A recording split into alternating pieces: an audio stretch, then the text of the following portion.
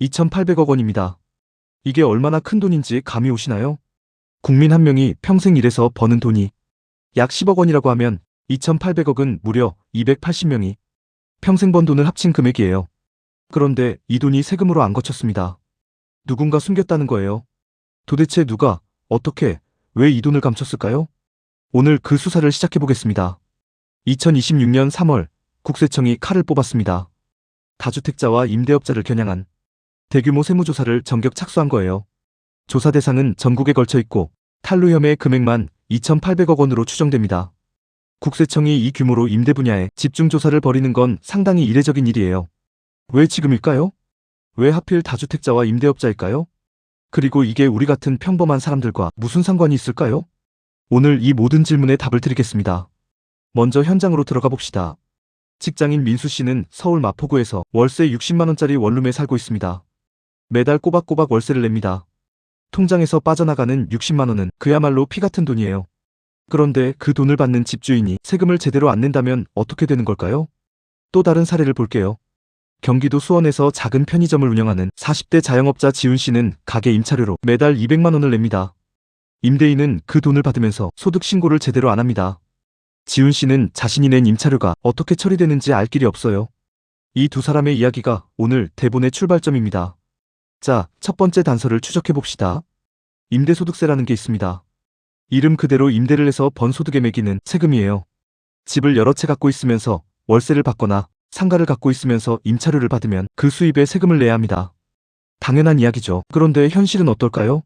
국세청 자료에 따르면 2024년 기준 주택임대소득 신고 인원은 약 67만 명 수준입니다. 하지만 통계청과 국토교통부 자료를 교차 분석해보면 실제로 임대 수입이 있는 다주택자는 최소 150만 명 이상으로 추정돼요. 단순 계산으로도 절반 가까이가 신고를 안 했거나 신고를 해도 금액을 줄여서 냈다는 이야기가 됩니다. 여기서 첫 번째 단서가 나옵니다. 소득은 있는데 세금 신고가 안 됐다는 것, 이게 왜 가능했을까요? 두 번째 단서로 넘어갑시다. 2019년 이전까지 주택임대소득은 일정 금액 이하면 아예 비과세였습니다. 연간 임대소득 2천만 원 이하면 세금을 안 내도 됐어요. 그런데 2019년부터 이 기준이 바뀌어서 2천만 원 이하도 분리과세 또는 종합과세를 선택해서 신고해야 합니다. 세율은 분리과세 기준 14%예요. 문제는 이제도 변화를 많은 임대인들이 실제로 따르지 않았다는 겁니다. 또는 따르는 척하면서 소득을 줄여서 신고하는 방식을 택했어요. 어떻게요? 방법은 생각보다 다양합니다. 가장 흔한 방법이 임대차, 계약서를 2개 만드는 이중계약입니다. 이중계약이란 실제 받는 월세보다 낮은 금액으로 계약서를 작성해서 세무서에 신고하고 나머지 차액은 현금으로 따로 받는 방식이에요. 예를 들어 실제 월세는 100만 원인데 신고는 60만 원으로만 하는 겁니다. 40만 원은 현금으로 받고 세금 신고해서 뺍니다. 1년이면 480만 원, 10년이면 4,800만 원이 탈세가 되는 거예요. 두 번째 방법은 임대업 필요경비를 부풀리는 겁니다. 임대소득세를 계산할 때는 소득에서 필요경비를 뺀 금액에 세금을 매겨요. 수선비, 관리비, 감가상각비 같은 게 필요경비가 됩니다. 감가상각이란 건물처럼 오래 쓰는 자산의 가치가 시간이 지나면서 줄어드는 것을 비용으로 인정해주는 개념이에요. 그런데 일부 임대인들이 실제보다 훨씬 많은 수선비를 지출한 것처럼 영수증을 꾸미거나 존재하지 않는 비용을 허위로 계상합니다. 이렇게 하면 세금이 확 줄어들어요. 세 번째 방법은 법인을 이용한 소득 분산입니다. 임대업 법인을 따로 만들어서 임대 수입을 법인 소득으로 처리하고 법인 세율의 허점을 이용하거나 가족에게 인건비로 지급하는 방식으로 세금을 낮추는 거예요. 이 방법은 특히 수십 채 이상의 대형 다주택자들이 자주 사용합니다. 자, 이제 두 번째 단서가 나왔습니다. 탈세 방법이 생각보다 체계적이고 다양하다는 것. 그렇다면 세 번째 단서로 넘어가야 합니다. 국세청은 왜 지금까지 이걸 못 잡았을까요? 솔직히 말씀드리면 임대소득 과세는 구조적으로 잡기가 어렵습니다. 왜냐고요? 부동산 임대거래는 특성상 현금이 많이 오가고 계약서가 공개되지 않으며 임차인이 임대인의 신고 내역을 알 방법이 없기 때문이에요. 임차인 입장에서도 집주인에게 밉보이면 계약갱신이 어려워지니까 이 일을 재개하기가 쉽지 않죠. 이런 구조를 경제학에서는 정보 비대칭이라고 합니다. 정보 비대칭이란 거래의 한쪽은 중요한 정보를 갖고 있지만 다른 쪽은 그 정보를 알 수 없는 상태를 말해요. 집주인은 실제 임대 수입을 알지만 세무당국은 모르는 상황인 거죠. 게다가 2019년까지 임대소득 과세 자체가 없거나 느슨했기 때문에 오랫동안 신고 안 하는 게 관행처럼 굳어진 측면도 있습니다. 관행이 굳어지면 나중에 잡으려고 해도 저항이 심하고 제도적으로도 소급 적용이 어려운 경우가 생겨요. 그런데 상황이 바뀌기 시작했습니다. 세 번째 단서가 나왔어요. 국세청은 최근 빅데이터 분석 역량을 크게 키웠습니다. 임대차 신고제가 2021년부터 시행되면서 전월세 계약을 지자체에 신고하는 게 의무화됐어요. 이 데이터와 국세청 세금 신고 데이터를 교차 분석하면 누가 임대 수입이 있는데 신고를 안 했는지 또는 신고 금액이 계약서와 다른지를 비교적 쉽게 잡아낼 수 있게 됐습니다. 2024년 기준 국세청이 구축한 부동산 임대 관련 빅데이터는 전국 약 880만 건이 임대차 계약 데이터를 포함하고 있어요. 여기에 금융정보분석원 FIU의 자금 흐름 추적 능력도 가세했습니다. 현금 거래가 일정 규모 이상이면 금융기관이 의무적으로 보고해야 하는 시스템인데 이게 임대 분야에도 적용되면서 현금 수수 탈세를 잡는 게 훨씬 쉬워진 거예요. 자, 이제 단서 3개가 모였습니다. 탈세가 광범위하게 이루어졌고 방법이 다양했으며 이제는 그걸 잡을 기술이 생겼다는 것. 이 3가지가 맞물려서 이번 2,800억 원 겨냥 세무조사가 시작된 겁니다. 이제 돈의 흐름을 직접 해부해봅시다. 서울 은평구의 아파트 세 채를 보유한 60대 임대인 박 씨의 사례를 예시로 들어볼게요. 세 채에서 받는 월세 합계가 월 300만 원, 연간 3,600만 원입니다. 이 3,600만 원에서 어떻게 세금이 계산돼야 하는지 한번 따라가 봅시다. 먼저 필요경비를 빼야 합니다. 임대소득세 계산 시 인정되는 필요경비율은 분리과세 기준 50%예요. 그러니까 3,600만 원의 50%인 1,800만 원이 경비로 인정됩니다. 남은 금액은 1,800만 원이에요. 여기서 기본 공제 200만 원을 뺍니다. 과세 대상 금액은 1,600만 원이 됩니다. 세율 14%를 적용하면 세금은 224만 원입니다. 지방소득세 10%가 추가로 붙어서 약 246만 원이 최종 납부세액이에요. 그런데 박 씨가 이걸 절반만 신고했다고 가정해봅시다. 연간 임대소득을 1,800만 원으로 신고한 거예요. 그러면 세금은 어떻게 될까요? 필요 경비 900만 원을 빼고 기본 공제 200만 원을 빼면 700만 원이 과세 대상, 세율 14% 적용하면 98만 원, 지방소득세 포함 108만 원이 납부세액이 됩니다. 실제 내야 할 246만 원과 신고한 108만 원의 차이는 138만 원입니다. 1년에 138만 원, 10년이면 1,380만 원이에요. 이런 임대인이 전국에 수십만 명 있다고 생각해보세요. 그게 쌓이면 2,800억 원이 되는 겁니다. 결국 연간 3,600만 원의 임대 수입을 올리면서 실제 내야 할 세금의 절반도 안 내고 있는 거예요.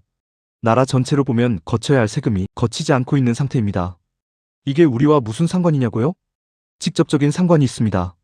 세금이 덜 거치면 국가 재정이 부족해지고 그 부족분은 다른 곳에서 메워야 합니다. 월급에서 꼬박꼬박 원천징수로 세금 내는 직장인들이 상대적으로 더 많은 부담을 지게 되는 거예요.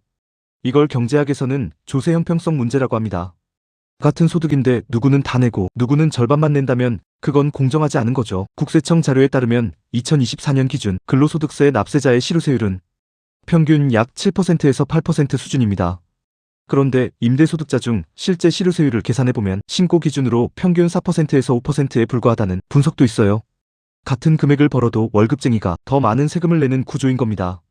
이제 숨겨진 구조를 좀 더 들여다봐야 합니다.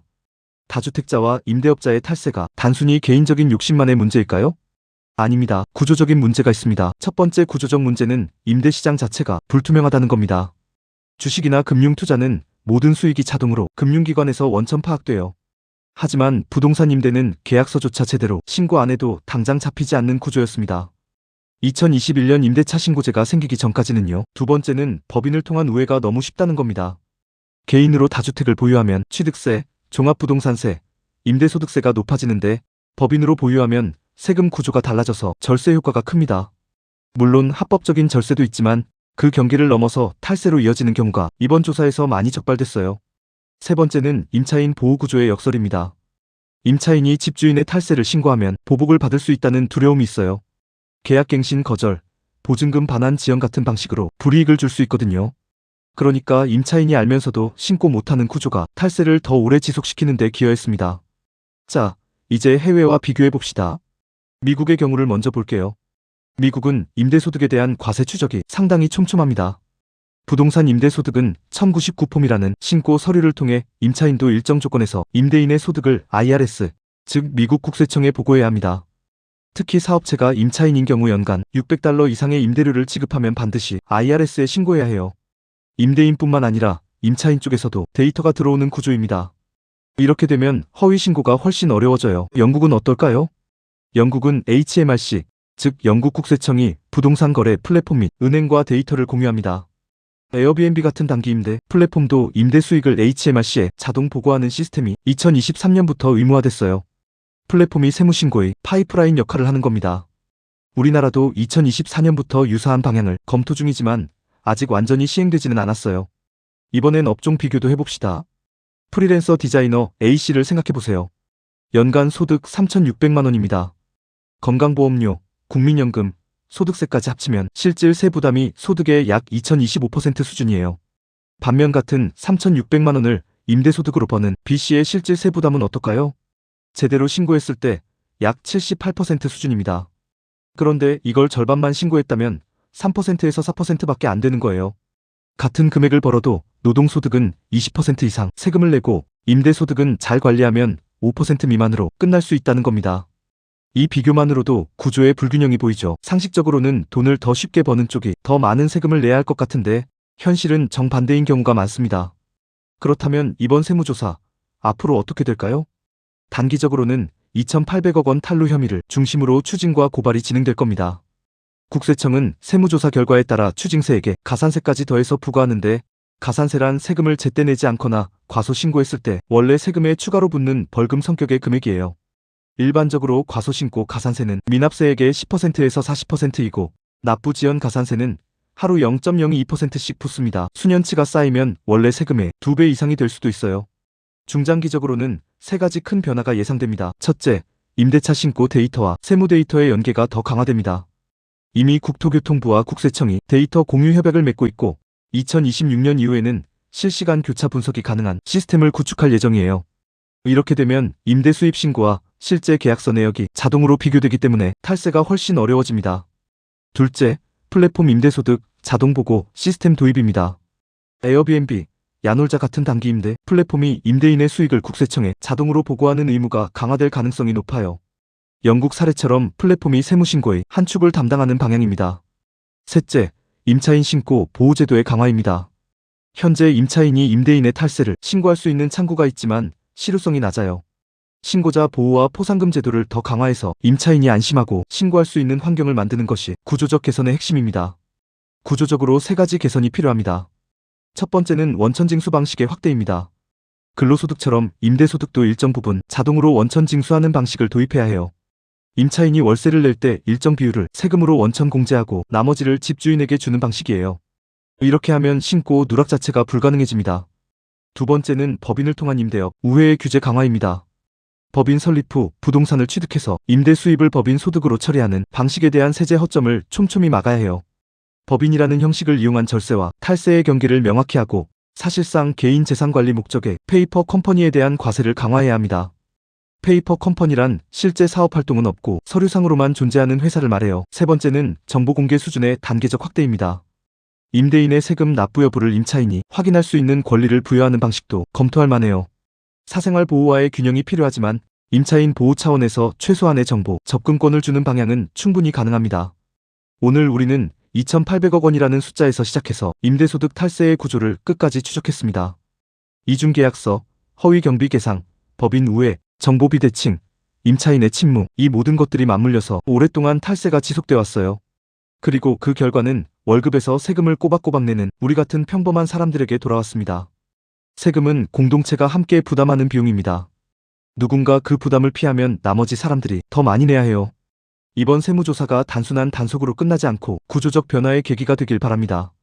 여러분께 질문 하나 드립니다.